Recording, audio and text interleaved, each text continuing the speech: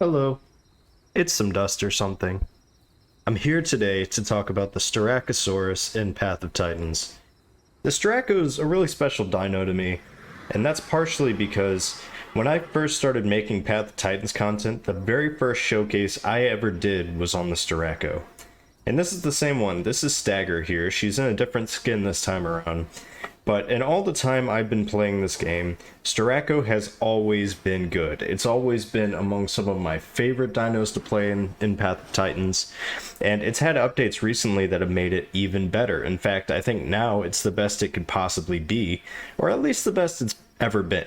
So we're going to talk about that and why I think you should definitely grow these if you haven't already. So stay tuned as we get into everything you need to know about the Styracosaurus in Path of Titans. And ignore that conch that I hear fighting a Latin. Alright. So we're going to start off with the stats.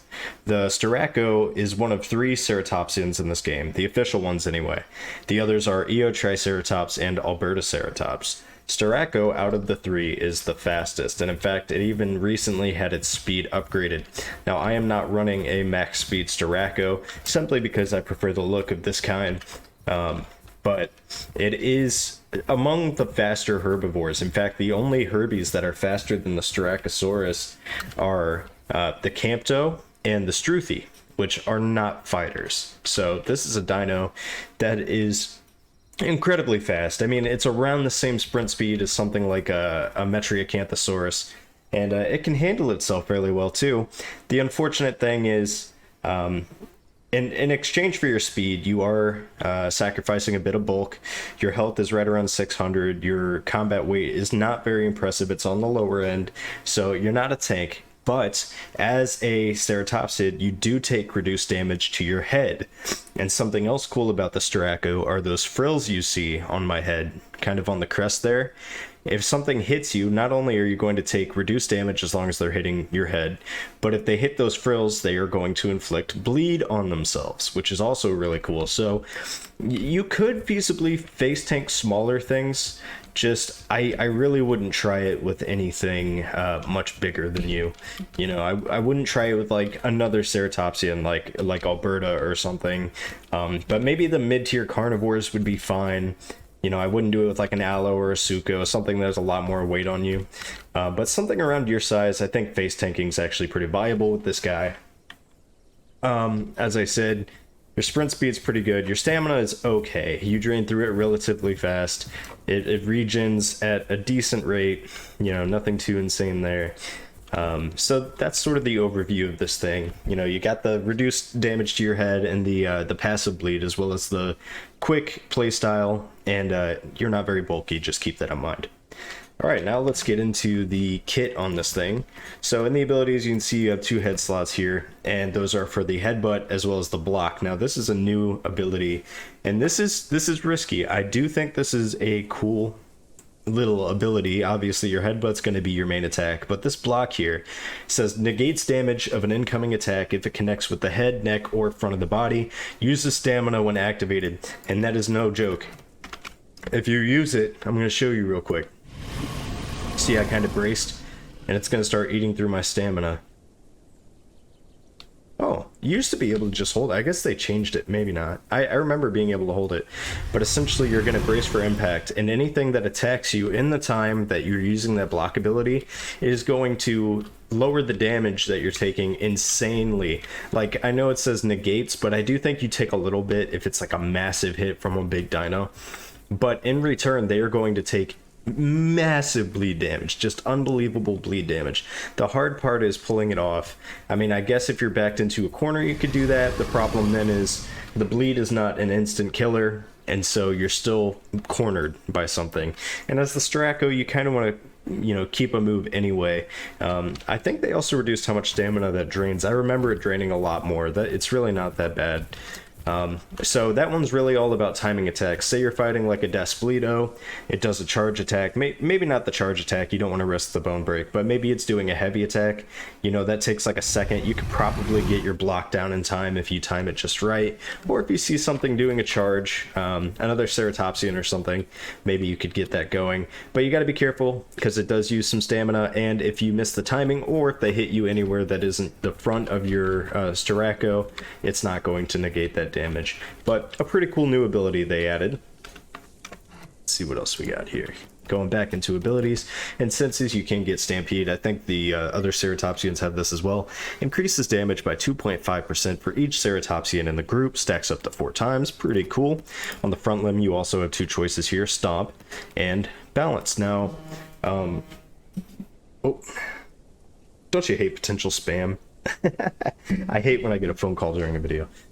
Stomp, heavy stomp with front feet, and balanced. I prefer balanced. I think that increased turning speed lends itself a lot better. Like I said, you're not bulky like the EO or the Amarga or something that really gets a lot out of stomp. As the Styraco, I think you're better staying on the move. So having that increased turning is definitely worth it in my opinion. What else do we have here? For the metabolism, you have herbivore or forager. For hide, you can run either resilient scales, which increase your bleed and venom healing, or tough scoots if you want to increase your armor. I prefer to go with tough scoots. It's a little more generalistic. It's not as, specified as resilient scales. And on the legs, 2 things here as well. Charge. I highly recommend using the charge, even though strong legs can be nice. Strong legs here, it says takes 40% less knockback and 15% increased bone break healing. That's very nice and all. But the charge, I mean, you can get up to insane speeds. You are just a rocket when you use that charge. It's great for closing the distance, does super good damage and super good bleed. You can catch a lot of things off guard. You can catch up with things. You can get away from things. I think the charge just has a little more to offer you than strong legs, though. Hey, if you do want to go the strong legs route, that's on you. And no voice, although there is a voice slot. So you can see the way I run it. Headbutt, that's kind of your basic attack. This headbutt is going to inflict bleed with that little horn on your nose there, on your sniffer. Obviously, I've got the block here. Really circumstantial, you got to be careful with it. You can see I stopped using it and it's still draining my stamina. So there's a set stamina drain if you're going to use that. Timing is going to be everything, and then I will show you the charge here. So try to get up to speed, pop the charge, and you can get cooking. You're already speedy. When you start charging, it just helps to expedite the process of catching up to someone a little bit. Let's talk about matchups. This is a dino that has grown in popularity tremendously in these recent updates. It's always been a popular dino, I think. I've seen them pretty consistently in the over a year that I've been playing on official Path of Titans servers. But these last updates with the speed increase, with block, and the other changes around like the meta, this is a very popular mid-tier. I see these guys all the time. I see big groups of them now. With Stampede, you can be really viable. If you want to be a solo Styraco, I think that's fine too. You're fast enough to get away from anything that you can't fight. Honestly, the only things that are going to be catching you, like I said, Struthies and Camptos, not really a threat. Metries, which I think Styraco has a huge advantage against a Metri, as well as like Conks. Honestly, Styraco is way better than Conk. It out conks the Conk. Like you got the more combat weight. You're doing more damage. You also inflict bleed. It's all good. You outrun Packies. Like I think a Packy would outstam you though, but then they catch you and what are they gonna do? You're just gonna rip them apart. So the Styraco is pretty good. You can run from the big guys. You can take on the littler guys. Really solid in the mid-tier. I would place them pretty highly in the mid-tier right now. I just love this thing. It's a lot of fun to get around the map. Very mobile little dinosaur that can be kind of scrappy when you want it to be. With all that said, I guess we'll get into the calls and animations here. Starting, of course, with the broadcast. Then we got the heart call. The aggro. The alert, the low call, And as for animations, you do have quite a few. You've got Shake It Off, a Stretch, a Look Around,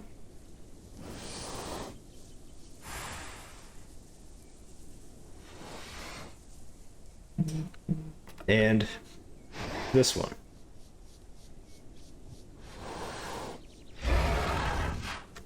So you can see it's got a few extra animations that some of the other dinos don't get, and that's because the Styraco, I have a strong suspicion, is someone on the devs team. It's the dev team's favorite dinosaur. I mean, it's the icon for Path of Titans. It's a Styraco skull. Really clear that they love this dinosaur, and they should. It's a very, very cool dino, and one that I really enjoy. Next, we'll look at the skins here. Oh. Starting, of course, with default, and remember, this is a female that I'm on right now. This is Stagger here, and so males are going to be a little more vibrant than this. But we got blue, green back, green stripe, that's what I'm on now, painted, white rim, backer, gecko, neon. This is a cool one. I might go for this next. Creamsicle, mosaic, another really cool one in my opinion, pinstripe, bold, albino, and melanistic. So that about does it for the Styraco. This is a really solid mid-tier. It played well. I mean, you're more sturdy than a Kintro, and you take reduced damage to the head, so you can feasibly run down a Kintro. You're faster too. You could feasibly run them down, take those hits to your head, and just like wear them out first. I've seen it happen. I've also fought Styracos as a Kintro, and it's a tough fight, even as someone like me who has quite a bit of practice, you know, playing Kintro. Albertas might give you a bit of trouble, but you can outrun them, you know, just build up that bleed and keep hitting and running. I can't think of many things in the mid-tier that are really going to give you a super hard time. This is just a very versatile little dinosaur, and it's one that I think you should absolutely try out. As I said in the beginning of this video, this has always been in like my top 5 dinos in Path of Titans for sure, so really recommend it. But yeah, I think that about does it for the Styracosaurus. Thank you all so much for watching. I do hope you enjoyed, and have a great day.